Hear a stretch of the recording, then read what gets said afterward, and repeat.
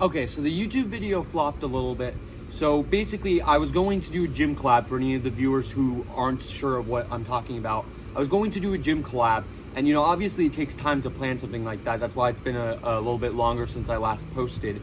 But it ended up failing because my mic wasn't working and because one of the guys didn't show up. There's still enough, I have a lot of gym bros. I could have still been able to do it. It was really because of my microphone. So I'm not going to blame it on any of the people not coming.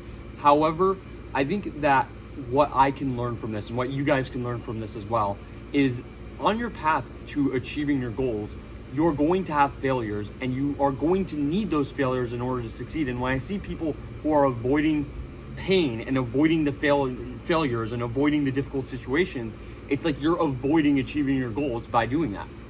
So why I don't really understand. I don't agree with these people, who try and avoid pain, because the quickest possible way to achieve your goals is to just simply choose the harder path. That is the quickest way.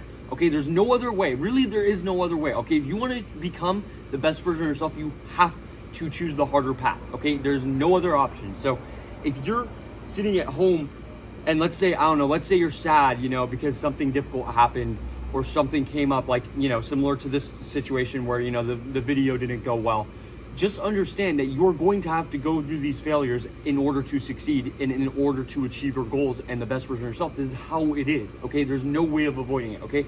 So again, if you're sad and you're just sitting at home not doing anything, then I can't really help you. And I see these people who say that, being in a bad mood is a problem. But here's the thing. If you're sad about the fact that you haven't achieved your goals, or if you're sad, let's say, about the fact that you don't have, a Lambo, let's say, well, then it's a good thing, because now you have to work in order to get the Lambo that you've been wanting because you're sad about the fact that you don't have it. So it's actually a good thing that you're not in a good mood, because you have to get the Lambo in order to feel better. So this is kind of how it is. Now, I'm not saying money can buy happiness. I'm just giving an example. But let's say there's some goals in your life that you want to achieve, and let's say you're mad, or you're depressed about the fact that you haven't achieved them. Then you just have to simply work harder in order to achieve them, and you have to use your emotions as weapons. Okay, when I see people who say that anxiety is a bad thing, and I've said this before, I don't understand it, again, because if you have anxiety about the fact that you don't have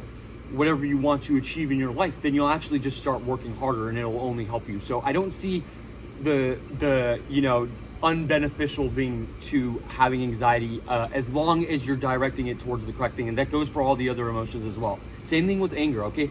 If you get angry about the fact that you haven't achieved your goals, then you're gonna start working. In fact, anger is probably the most powerful one, because angry gets something done, okay? If you're, if something difficult is going on and you just get sad and you just, lie on your bed and cry, you're not gonna get anything done. You can't lie on your bed and cry and expect to get your dream physique. You can't lie on your bed and cry and expect to get your dream car. It doesn't happen that way. You have to get angry at the fact that you haven't achieved your goals, okay? So the way that you do this is you find something that kind of irritates you. Let's say there's someone who doesn't believe in you, or let's say there's someone who doesn't agree with you. You use that as anger and turn that into motivation and fuel in order to achieve your goals. So if you can't do that, then you will not be able to become the best version of yourself. So you have to understand this skill of controlling your emotions in order to become the best version of yourself. So I think that, again, if you're not in the position you want to be in, you just have to understand this in order to achieve your goals, and you have to accept this. So that's all I wanted to talk about today, guys. I thank you guys so much for the support. Other than that, that's about it. Thanks for watching.